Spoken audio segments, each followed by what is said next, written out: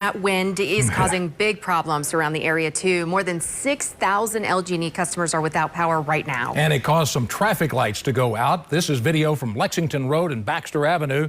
There is a wind advisory in effect until 7 tonight. And Jay Cardosi, it's hard to keep the car on the road with the first look at the forecast. Is it going to let up anytime soon? Yeah, you got to grip that steering wheel tightly with both hands. No question about it. Yes, the winds will slowly diminish as we move deeper into the evening, but we have either wind advisories or high wind warnings in effect for the better part of the region. The high wind warning was just downgraded to an advisory. Good news there. We've seen frequent gusts over 50 miles an hour, but I think those are slowly relaxing now. Nonetheless, this advisory goes through the early and mid-evening hours. Take a look at some of the peak wind gusts earlier today.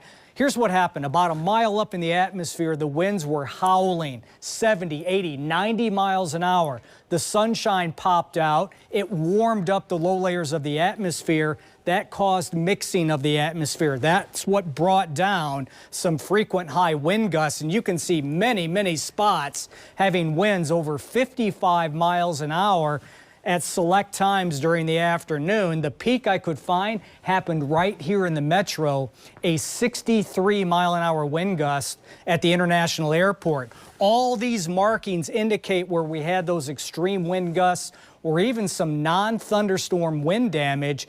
Trees down, some power lines down, people without power, and we're still looking at gusty winds. Warm temperatures. We had a record high today, believe it or not.